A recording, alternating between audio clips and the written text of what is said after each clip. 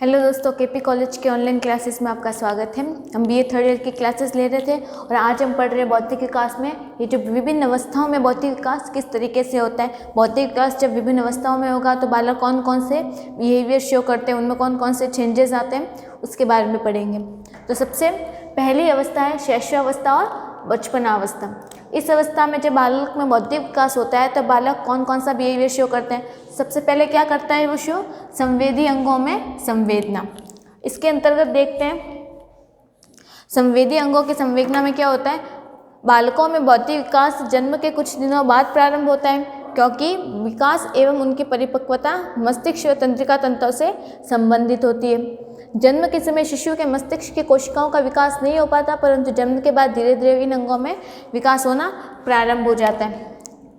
इसका अर्थ है कि जिस बालक के द्वारा जो भी संवेदना प्रकट की जाती है, मतलब संवेदी अंगों में जो भी संवेदना होती है वो किसके द्वारा होती है। बौद्धिक विकास है तो बुद्धि कहाँ पे होती है, मस्तिष्क में। तो मतलब जब मस्तिष्क का विकास होने लगता है, उनमें परिपक्वता आने लगती है, तो बालक क्या शो करता है, संवेदी अंगों के प्रति संवेदना प्रकट करते हैं।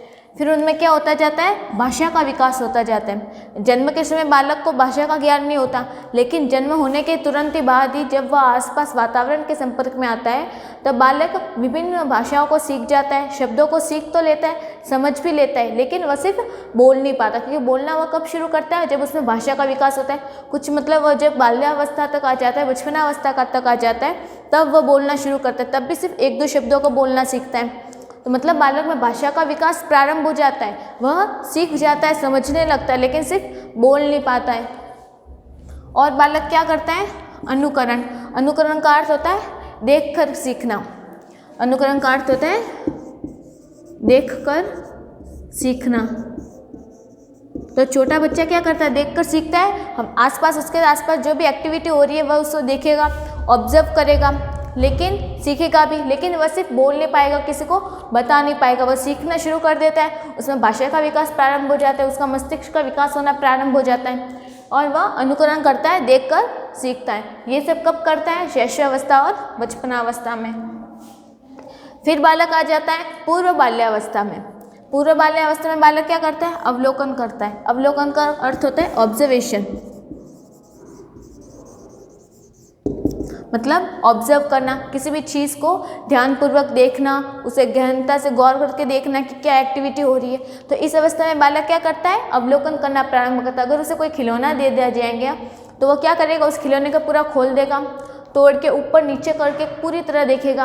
कोई भी फ़ोन दे देंगे तो वो पूरा खोल देगा, कुछ ना कुछ वह करता रहेगा।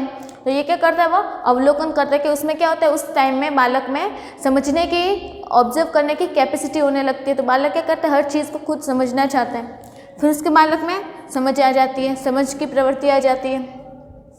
बालक में सृजन शक्ति का विकास हो जाता है, मतलब क्रिएटिविटी। अब ये क्रिएटिविटी क्या होती है, पूर्व बाल्यावस्था का जो बालक होता है, पूर्व बाल्यावस्था वैसे कब से कब तक होती है, 3 से 6 वर्ष। 1 से 3 वर्ष तक तो ये दोनों आ जाएंगे। 3 से 6 वर्ष तक का जो बालक होता है उसमें क्या आती है, क्रिएटिविटी आती है। क्रिएटिविटी का अर्थ होता है कि जैसे कोई बच्चा है, उसे हम क्या देंगे, कोरा कागज़ दे दिया और एक पेन दे दी, कलर पेंसिल, पेन जो भी कह लो, वो उसे दे दिया। तो इस अवस्था में बालक क्या करेगा, वो पेन लेगा और पेन से पेपर पर कुछ ना कुछ ड्रॉ करने लग जाएगा। वो उल्टा सीधा कुछ भी ड्रॉ करेगा, परफेक्ट तो करेगा नहीं, ये तो कंफर्म है। तो वो क्या करता है, कुछ ना कुछ बनाना शुरू करता है। अब इसको ये तो किसी ने नहीं बताया कि इस पेन से ऐसे लिखा जाता है, ये उसने खुद ने दिमाग लगाया, उसने क्रिएटिविटी की, वह खुद ने उसने कुछ से कुछ बनाना स्टार्ट कर दिया। तो ये क्या है, उसकी क्रिएटिविटी है, उसने कुछ ना कुछ बनाना सीख लिया। इस अवस्था में बालक कैसा हो जाता है, जिज्ञासु। बालक जिज्ञासु प्रवृत्ति के होते हैं, बाल्यावस्था में ही होते हैं, क्योंकि इस अवस्था में बालक बहुत अधिक प्रश्न पूछते हैं, हर किसी के बारे में जानने की कोशिश करते हैं, कि हर किसी के बारे में कुछ ना कुछ पूछते रहते हैं। घर में मम्मी पापा से, स्कूल में टीचर से, दोस्तों से, हर किसी से कुछ ना कुछ सवाल पूछते रहते हैं, ऐसा क्यों होता है, ऐसा होने का कारण क्या है। तो ये क्यों होता है, उनमें जिज्ञासु प्रवृत्ति बढ़ने लग जाती है।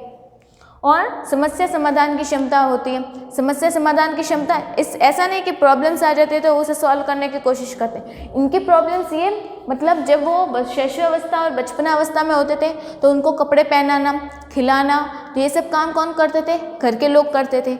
लेकिन इस अवस्था में बालक क्या करते हैं? ये सब चीज़ें सीख जाते हैं। कपड़े पहनना सीख लिया, शूज़ पहनना सीख लिया, शूज़ उतारना सीख लिया, खाना खाना सीख लिया, नहाना सीख लिया। तो ये क्या, इसकी प्रॉब्लम सॉल्विंग है।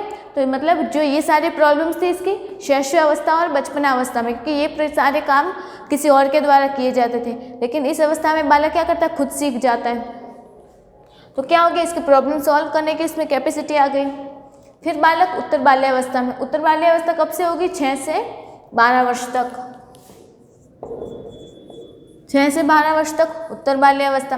इस अवस्था में बालक में क्या होती है? रुचि का विकास होता है, मतलब बालक का इंटरेस्ट बढ़ने लगता है। कोई बच्चे खेल में ज़्यादा इंटरेस्ट लेते हैं, कोई बालक पढ़ने में लेंगे, कोई नाचने में, कोई गाने में। मतलब इस अवस्था तक आते आते लोगों का एक परफेक्ट गोल बन जाता है ना। तो कुछ बच्चे क्या करेंगे? एनी टाइम बाहर खेलते रहेंगे, तो उनकी रुचि किस में बढ़ गई? खेल के प्रति बढ़ गई। कुछ बच्चे ऐसा होंगे पढ़ने के लिए लगे रहेंगे, एनी टाइम बुक्स खोल के बैठे रहेंगे, उनकी रुचि किस में हो गई? पढ़ाई में हो गई। कुछ बच्चे नाचना गाना इन सब में लगे रहेंगे, तो मतलब इस समय उनमें रुचि का विकास होने लगता है। फिर अवलोकन में वृद्धि हो जाएगी। अवलोकन क्या था? ऑब्जर्वेशन करना। फिर तर्क शक्ति का विकास। इसका अर्थ है कि मतलब इस अवस्था तक बालक क्या करता है? माता पिता से भी बहस करने लगता है। ऐसा नहीं कि पेरेंट्स ने अब जो बोला वो मान लिया, जैसे इस अवस्था में करते थे। मतलब उस बच्चे को सुलाने के लिए माँ बाप क्या करते थे? लोरियाँ सुनाते थे, फिर भी नहीं सोता था तो उसे डराते थे कि सो जा वरना भूत आ जाएगा, तो बच्चा डर के मारे सो जाता था। लेकिन अगर इस अवस्था में, उत्तर बाल्यावस्था में अगर बालक को ऐसा बोलेंगे तो बालक ऐसा नहीं सोएगा, तो वो उल्टा सवाल करेगा, कहाँ है भूत? भूत तो होता ही नहीं है, ऐसा वैसा कुछ ना कुछ बहुत सारे सवाल पूछता रहेगा। क्यों? क्योंकि उसमें समझ आ गई, उसका माइंड और डेवलप्ड होता गया कि ऐसा भूत वगैरह कुछ होता ही नहीं है तो वो कहाँ है। तो क्या कर रहा है? उसमें तर्क करने का विकास हो गया। अब मतलब अब जो पेरेंट्स बोलेंगे वो डायरेक्ट उसको मानेगा नहीं। क्यों नहीं मानेगा? क्योंकि इसमें तर्क शक्ति का विकास हो गया। ठीक है। फिर और उसमें संचय की प्रवृत्ति बढ़ जाती है। इसका अर्थ क्या है? संचय की प्रवृत्ति मतलब इस अवस्था में बच्चे क्या करते हैं? कलेक्शन का काम करते हैं। संचय का अर्थ होता है कलेक्शन। अब कलेक्शन का मतलब कुछ बच्चे ऐसे होते हैं जो कंचे को कलेक्ट करते हैं, कुछ कार्ड्स को कलेक्ट करके, मतलब लकड़ी, प्लास्टिक के जो भी लकड़ियाँ वगैरह होती है टुकड़े, उनको भी कलेक्ट करते हैं, पेन पेंसिल उनको कलेक्ट करते हैं, मतलब उनमें कलेक्शन की कैपेसिटी बढ़ जाती है।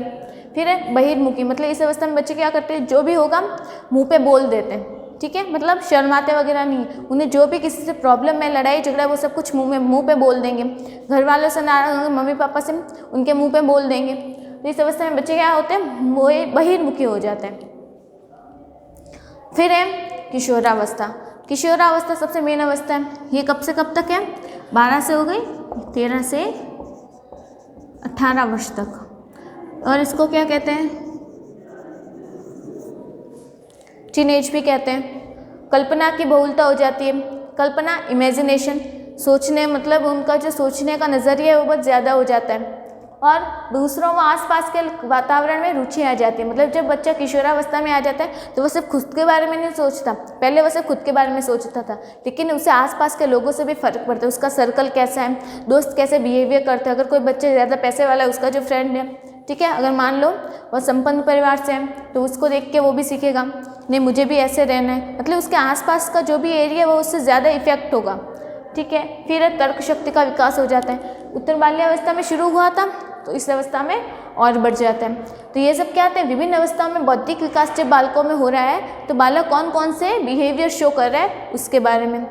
फिर अगला टॉपिक है हमारा कि ये जो बालकों में बौद्धिक विकास हो रहा है इसको प्रभावित करने वाले फैक्टर कौन कौन से हैं। मतलब अभी तक जितने भी विकास पढ़े उन सब के जो फैक्टर है वो लगभग सेम ही है, क्योंकि है तो सब विकास ही। तो अगली हेडिंग है कि बौद्धिक विकास को प्रभावित करने वाले फैक्टर।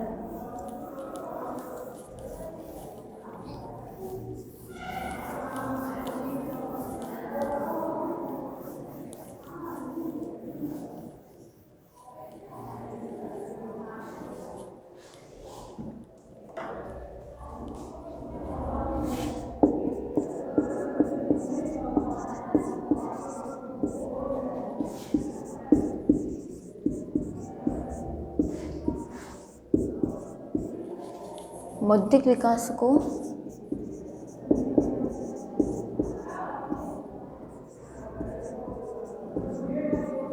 प्रभावित करने वाले फैक्टर या कारक। तो सबसे पहला विकास को कौन प्रभावित करेगा? शारीरिक स्वास्थ्य हो गया। पढ़े हुए हैं अभी तक, तो इतने टाइम से, लंबे टाइम से पढ़ते हैं। सबसे पहला हो जाएगा शारीरिक स्वास्थ्य। स्वास्थ्य अच्छा है तो पढ़ने में रुचि रहेगी, इंटरेस्ट आएगा, आसानी से और जल्दी सीख पाएगा। अगर स्वास्थ्य कमजोर है, चिड़चिड़ा रहेगा, पढ़ने में मन नहीं लगेगा, तो सीख ही नहीं पाएगा, प्रभावित हो गया। फिर है वातावरण। अब ये वातावरण कौन कौन सा हो सकता है? पारिवारिक, परिवार के बाद विद्यालय, सामाजिक, समाज में रहने लगा, और भी कई वातावरण हो सकते हैं। ये सभी भी इफेक्ट करेंगे बालक के बौद्धिक विकास को। फिर उसके बाद है अगला फैक्टर हो जाएगा लिंग भेद।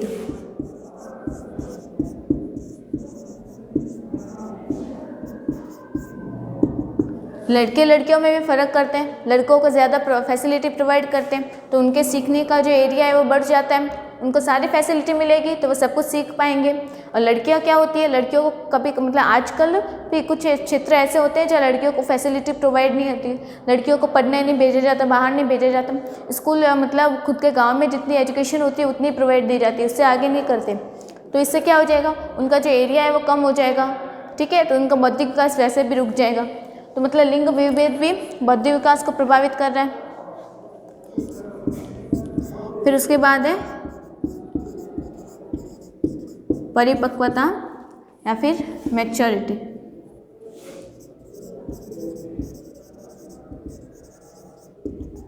मैच्योरिटी अब कैसे इफेक्ट करेगी? बौद्धिक विकास बालक के मानसिक क्षमताओं पर भी निर्भर करता है। जब तक बालक के मस्तिष्क तंत्रिकाओं या केंद्रीय नाड़ी संस्थान में विकास नहीं होता, उनकी कोशिकाओं में परिपक्वता नहीं आ जाती और वह ध्यान, चिंतन, स्मरण आदि नहीं कर पाते। मतलब ये बौद्धिक विकास है, तो बौद्धिक विकास में क्या होता है, मस्तिष्क, माइंड। अब जब तक इसका विकास नहीं होगा, ये अच्छी तरीके से डेवलप नहीं हो जाएगा, पूरा परिपक्व नहीं हो जाएगा, तो बालक क्या सोच नहीं पाएगा, समझ भी नहीं पाएगा, कुछ याद नहीं कर पाएगा, सीख भी नहीं पाएगा। इफेक्ट हो गया तो बौद्धिक विकास भी नहीं होगा। मतलब जब तक मस्तिष्क का विकास नहीं हो जाता, मस्तिष्क में परिपक्वता नहीं आ जाती, उसका विकास नहीं हो जाता, तब तक बौद्धिक विकास नहीं हो पाता। फिर अगला है शिक्षा। अगर बच्चे को शिक्षा मिलेगी तो उसका अच्छी तरीके से और बौद्धिक विकास हो जाएगा, है ना। तो ये सब कौन से फैक्टर्स थे, बौद्धिक विकास को प्रभावित करने वाले फैक्टर्स हैं। इसी के साथ आज का हमारा जो टॉपिक है बौद्धिक विकास चैप्टर 10 ये कंप्लीट हो गया। अब नेक्स्ट वीडियो में मिलेंगे अगले नए चैप्टर के साथ, तब तक के लिए थैंक यू।